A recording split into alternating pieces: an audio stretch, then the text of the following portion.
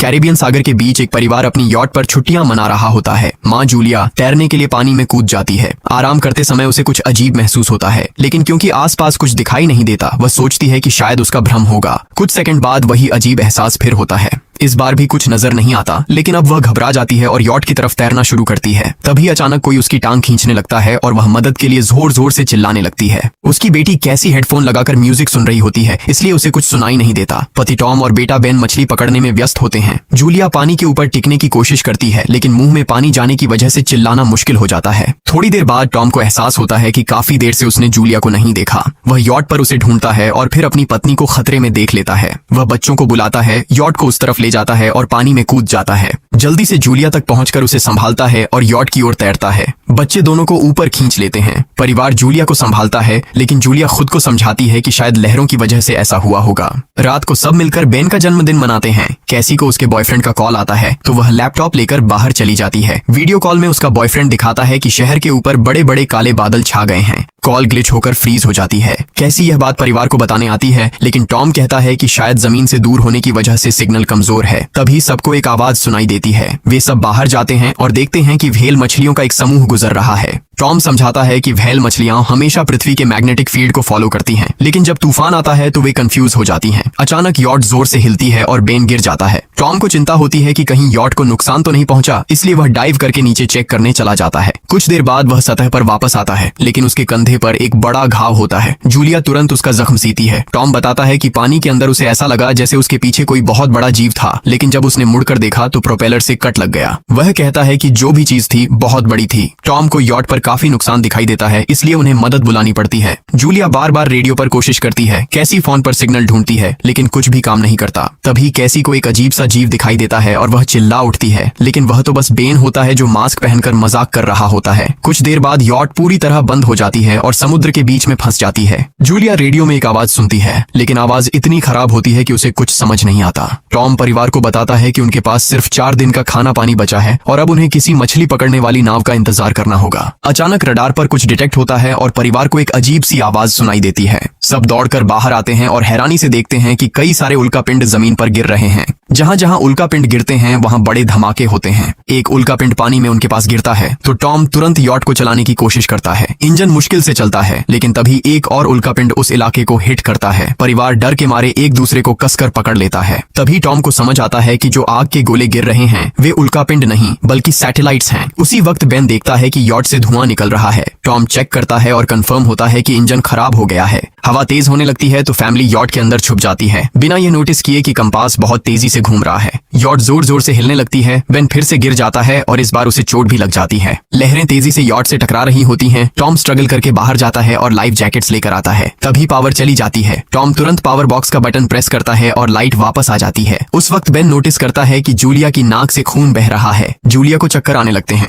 जबकि कैसी सिंक पर जाकर उल्टी कर देती है। टॉम रेडियो ट्राई करता रहता है पर सिग्नल नहीं मिलता। अचानक एक तेज हाई पिच्ड नॉइज आती है और हवा और भी स्ट्रांग हो जाती है। जूलिया दरवाजे बंद करने की कोशिश करती है, पर एक हैच खुल जाता है और हवा खिड़कियां तोड़ने लगती है। टॉम एक फ्लेयर जलाता है और थोड़ी देर बाद अंधेरा छा जाता है। अगली सुबह फैमिली शॉक में उठती है कि वो स्टॉर्म से बच गए हैं, लेकिन यॉट आधी तबाह हो गई होती है। जब वो बाहर आते हैं तो देखते हैं कि समुद्र का पानी गायब हो गया है और यॉट अब जमीन पर अटकी है। सब ये देखकर शॉक में आ जाते हैं। कैसी सिग्नल चेक करती है पर नेटवर्क बिल्कुल डाउन होता है। बेन 2 मरे हुए केकड़ों से खेलने लगता है। टॉम कंपास चेक करता है और देखता है कि वो उल्टा हो गया है। यह आखिरी बार 7 लाख साल पहले हुआ था। कैसी को लगता है कि उसका बॉयफ्रेंड मर गया होगा और वो टूट जाती है। जब जूलिया उसे समझाने आती है तो कैसी उसे दूर कर देती है और छुपने चली जाती है। जूलिया और टॉम बची हुई सप्लाईज देखते हैं। बेन अपने बर्थडे बलून्स एक पत्थर से बांध देता है ताकि शायद कोई बचा हुआ सर्वाइवर देख ले। टॉम फिर रेडियो ट्राई करता है और इस बार एक आदमी से कनेक्शन हो जाता है। उसका नाम नाव होता है और वो एक सबमरीन का कैप्टन होता है। उसकी सबमरीन भी लैंड पर अटक गई है। वो कंफर्म करता है कि मैग्नेटिक पोल्स रिवर्स हो गए हैं, इसलिए ओशन पीछे हट गया है और जमीन डूब गई है।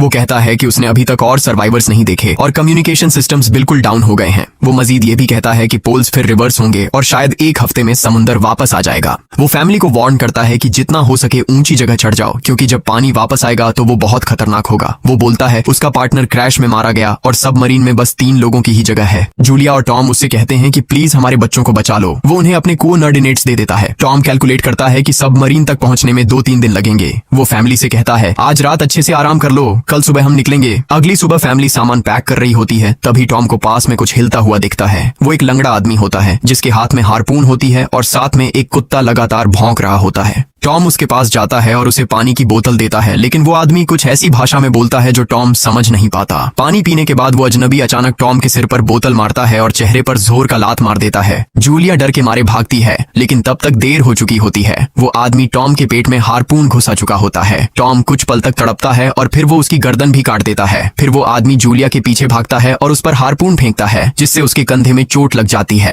जूलिया दर्द सहते हुए यॉट के अंदर भागती है और बच्चों को बोलती है कि छुप जाओ। वो दरवाजा लॉक कर देती है। कैसी और बेन सोफे के अंदर घुस जाते हैं। जूलिया उन्हें फ्लेयर गन पकड़ाती है और खुद एक चाकू लेकर बाथरूम में छुप जाती है। वो आदमी दरवाजे पर जोर जोर से धक्के मारता है और आखिर अंदर घुस ही जाता है। पहले वो थोड़ा खाना उठाता है और फिर यॉट में इधर उधर ढूंढने लगता है, फिर बाथरूम की तरफ जाता है, लेकिन जूलिया समझदारी से एक छोटे छेद से बाहर निकल जाती है। वो आदमी सोचता है कि जूलिया भाग गई, लेकिन जैसे ही वो धीरे से निकलने लगती है, उसका कुत्ता उसे देख लेता है और भौंकने लगता है। कुत्ता उस पर झपटता है तो जूलिया चाकू से उसे मार देती है। कुत्ते की चीख सुनकर वो आदमी बाहर आता है और अपने कुत्ते की लाश देखकर आग बबूला हो जाता है। इस बीच जूलिया यॉट के दूसरे साइड से अंदर जाने की कोशिश करती है। वो ऊपर चढ़कर टूटी हुई खिड़की से अंदर घुसने लगती है, लेकिन वो आदमी पहले ही वहां पहुंच जाता है। वो उसे पकड़कर जोर से मुक्का मारता है, जिससे वो नीचे गिर जाती है। जूलिया फर्नीचर पकड़कर बचने की कोशिश करती है, लेकिन वो आदमी उसे लात मारकर दूर फेंक देता है। फिर वो उसकी कलाई पर पैर रख देता है ताकि वो चाकू छोड़ दे, और फिर उसके बाल पकड़कर उसका चेहरा जमीन पर दे मारता है और सोफे पर फेंककर उसका गला दबाने लगता है। बच्चे ये सब कुछ देख रहे होते हैं। कैसी बाहर निकलकर फ्लेयर गन चलाती है जो सीधा उस आदमी को लगती है। वो जल उठता है और यॉट में आग फैलने लगती है। बच्चे तुरंत भाग जाते हैं, लेकिन जूलिया वापस आती है। वो उसे एक किक मारकर गिराती है, मैप और बैग उठाती है और वहां से भाग जाती है। बेन और कैसी अपने पापा के पास जाकर रोने लगते हैं। जूलिया भी उनके साथ बैठ जाती है और तीनों मिलकर आंसुओं के साथ टॉम को आखिरी अलविदा कहते हैं। तभी वो डरावना आदमी फिर यॉट से बाहर निकल आता है तो फैमिली फिर से भागने लगती है। कुछ ही देर में यॉट एक बड़े धमाके के साथ उड़ जाती है। थोड़ी दूर चलने के बाद वो लोग एक छोटे से झरने के पास रुकते हैं ताकि थोड़ा आराम कर सकें। कैसी सोचती है कि शायद वो पागल आदमी उनके पास गुब्बारे देखकर आया था। ये सुनकर बेन खुद को कसूरवार मानने लगता है। जूलिया उसे समझाती है कि इसमें उसकी कोई गलती नहीं थी और सबको आगे बढ़ने को कहती है, क्योंकि वो आदमी अभी भी उनके पीछे है। रास्ते में एक छोटे तालाब के पास बेन एक मरी हुई हैमरहेड शार्क देखकर हैरान रह जाता है। तभी जूलिया नोटिस करती है कि वो आदमी फिर उनके करीब पहुंचने वाला है। सब लोग दौड़ पड़ते हैं और एक रेत के टीले से नीचे गिर जाते हैं, जहां उन्हें जहरीला कचरा दिखाई देता है। फैमिली सावधानी से उसे पार करती है और लगता है कि उन्होंने उस आदमी से पीछा छुड़ा लिया है। चलते चलते उन्हें बड़े बड़े मरे हुए सी एनिमल्स और समुद्र के नीचे जमा हुआ सारा प्लास्टिक दिखने लगता है। बेन धीरे धीरे चलने लगता है तो जूलिया समझ जाती है कि वो डिहाइड्रेशन के करीब है। वो सबको रुकने को कहती है। जब वो पानी की बोतल देखती है तो उसे झटका लगता है। बोतल में पानी लगभग खत्म हो चुका होता है। कैसी को एहसास होता है कि शायद उसने बोतल ठीक से बंद नहीं की थी। जूलिया गुस्से में चिल्लाती है कि उसकी लापरवाही की वजह से पानी खत्म हो गया। कैसी जवाब देती है क्या फर्क पड़ता है, वैसे भी हम बचने वाले नहीं हैं। दोनों के बीच लंबी बहस होती है, फिर भी फैमिली आगे चलती रहती है। कुछ देर बाद उन्हें एक क्रैश हुआ प्लेन मिलता है। अंदर कुछ हिलता डुलता देख सब डर जाते हैं, लेकिन वो सिर्फ कुछ पक्षी होते हैं। फैमिली तय करती है कि रात यहीं प्लेन के अंदर गुजारेंगे। वो थोड़ा सा स्नैक शेयर करते हैं और जूलिया को टॉम की जैकेट में एक फैमिली फोटो मिलती है, जिसे देखकर उसका दिल टूट जाता है। कैसी पूछती है, मॉम आप और डैड की लव स्टोरी क्या थी? जूलिया मुस्कुराकर बताती है, टॉम हॉस्पिटल में मेरा पेशेंट था। फिर एक दिन उसने फूल और एक प्यारी सी कविता देकर अपना प्यार जताया था। रात के बीच में कैसी प्लेन से बाहर जाती है। तभी वो डरावना आदमी उसे पीछे से पकड़ने की कोशिश करता है, लेकिन जूलिया अचानक पीछे से उस पर टूट पड़ती है और बार बार चाकू से वार करके उसे मार देती है। कैसी अपनी माँ को गले लगाकर शांत करती है। अगली सुबह उस आदमी की लाश पर कीड़े गुंड पड़े होते हैं।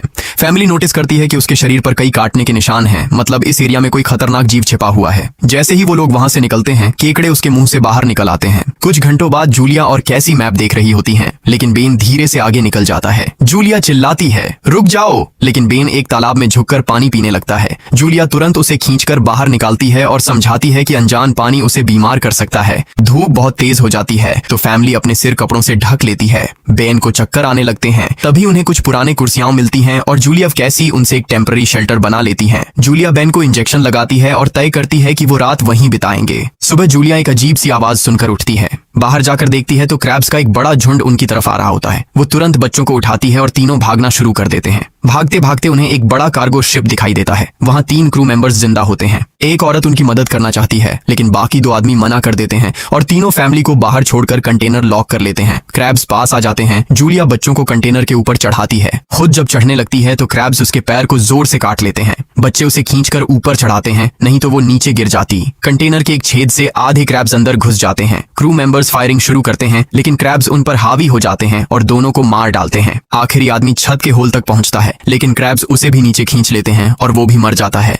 जूलिया अपने जख्म पर पट्टी बांधती है और बेहोश हो जाती है। कुछ देर बाद जब वो उठती है तो खुद को रेत के तूफान के बीच अकेली पाती है। वो घबराकर बच्चों को ढूंढने लगती है। एक मरी हुई औरत का हथियार उठाती है और जोर जोर से चिल्लाती है। कैसी उसकी आवाज सुनकर लौट आती है और बताती है कि वो और बेन मदद ढूंढने गए थे, लेकिन कोई नहीं मिला। फिर दोनों बेन से मिलते हैं, जिसे एक खुला कंटेनर मिलता है जहां वो तूफान खत्म होने तक रुक सकते हैं। जूलिया टॉम का लाइटर निकालती है और अपने जख्म को जलाकर बंद करती है, जो बेहद दर्दनाक होता है। तूफान थमने के बाद उन्हें एक और कंटेनर मिलता है जिसमें बहुत सारी पानी की बोतलें होती हैं। बॉडीज चेक करते वक्त उन्हें एक रेडियो और एक गन भी मिलती है। जूलिया नाव से संपर्क करती है और बताती है कि मैप खो गया है। इस पर नाव बताता है कि उन पर आर्थ्रोपॉड्स ने हमला किया था। वो अब इसके जीव हैं, जो ऑक्सीजन की वजह से पूरी तरह पागल हो चुके हैं। अब नाव फैमिली को जल्दी करने को बोलता है, क्योंकि उसके इंस्ट्रूमेंट्स ने कैलकुलेट किया है कि समुद्र उम्मीद से ज्यादा जल्दी वापस आएगा और उनके पास सिर्फ कुछ घंटे बचे हैं। वो एक फ्लेयर शूट करता है और फैमिली उस दिशा में चलना शुरू करती है। लंबी वॉक के बाद फैमिली को एक टूटा हुआ टॉयलेट मिलता है जिसमें बेन पेशाब करता है। अब वो लोग आखिरकार सबमरीन को पास ही देख लेते हैं, लेकिन वहां पहुंचने के लिए उन्हें एक बड़ा चट्टानी रास्ता पार करना होगा। जैसे ही वो रास्ते से गुजरते हैं, दीवारें हिलने लगती हैं और पत्थर गिरने लगते हैं, जिससे एक भयानक रॉक स्लाइड हो जाता है। जूलिया तुरंत अपने बच्चों को साइड में धक्का देती है और खुद भी पीछे हट जाती है ताकि कुचली न जाए। अब एक पत्थर की दीवार उनके बीच आ गई है। जूलिया बच्चों से कहती है कि वो बिना उसके आगे बढ़ जाए, लेकिन कैसी मना करती है और जोर देती है कि उसकी माँ को चढ़ने की कोशिश करनी चाहिए। बहुत बहस होती है और चिल्लाने के बाद जूलिया वादा करती है कि वो बाद में अपने बच्चों को ढूंढ लेगी। मजबूर होकर कैसी अपने भाई को खींचकर आगे ले जाती है। बच्चे चट्टानी रास्ता चढ़कर सबमरीन की तरफ भागते हैं, लेकिन वहां पहुंचकर देखते हैं कि नाव बाहर खून में लथपथ पड़ा है। वो समझाता है कि उसके लिए सब खत्म हो गया है और अब बच्चे सबमरीन ले सकते हैं। ये सोचकर कि एक एक्स्ट्रा जगह होगी, कैसी वापस अपनी माँ को ढूंढने भागती है। तभी जूलिया केकड़ों को आता देखती है और वो फायरिंग शुरू कर देती है। कुछ केकड़ों को वो मार देती है, लेकिन झुंड बहुत बड़ा होता है और सबसे लड़ना मुश्किल हो जाता है। उसी वक्त कैसी दीवार के ऊपर दिखाई देती है और हाथ आगे बढ़ाती है तो जूलिया अपने घायल पैर के बावजूद तेजी से चढ़ना शुरू करती है। कैसी की मदद से वो दूसरी तरफ पहुंच जाती है और दोनों साथ में सबमरीन की तरफ भागते हैं। बेन पहले से ही ऊपर खड़ा होता है और फायर खोल देता है ताकि केकड़े डिस्टर्ब रहें जब तक फैमिली ऊपर चढ़ जाए। केकड़े नाव के शरीर तक पहुंचते ही तुरंत उसे खाने लग जाते हैं। जूलिया गन उठाती है और फायरिंग जारी रखती है जब तक बच्चे अंदर चले जाएं। जब वो सुरक्षित हो जाते हैं, जूलिया समझती है कि गोलियां खत्म हो गई हैं, तो वो गन केकड़ों पर फेंक देती है और अपने बच्चों के साथ अंदर चली जाती है। फैमिली हैच को अच्छे से लॉक करती है और खिड़की से केकड़ों को सबमरीन के चारों तरफ देखती है। इसी वक्त समुद्र वापस आ जाता है तो तीनों तुरंत अपनी सीटों पर बैठकर बेल्ट पहन लेते हैं और एक दूसरे का हाथ पकड़ लेते हैं। तेज लहरें सबमरीन को जोर जोर से इधर उधर फेंकना शुरू कर देती हैं, जिससे जूलिया को पूरी जर्नी के विजन दिखने लगते हैं और कैसी उल्टी कर देती है। जल्दी ही वो हाई पिच आवाज वापस आती है और फैमिली बेहोश हो जाती है। कुछ देर बाद जूलिया और बच्चे होश में आते हैं और खुद को जिंदा देखकर खुश होते हैं। वो हैच अनलॉक करके बाहर निकलते हैं और देखते हैं कि लहरों ने सबमरीन को एक तबाह शहर में गिरा दिया है। यानी अब जिंदा रहने और नया जीवन शुरू करने की उम्मीद है। और यहीं पर फिल्म खत्म होती है। चैनल को सब्सक्राइब करना न भूलें और बेल आइकन जरूर दबाएं ताकि आपको ऐसे ही मजेदार वीडियो मिलते रहें। देखने के लिए धन्यवाद।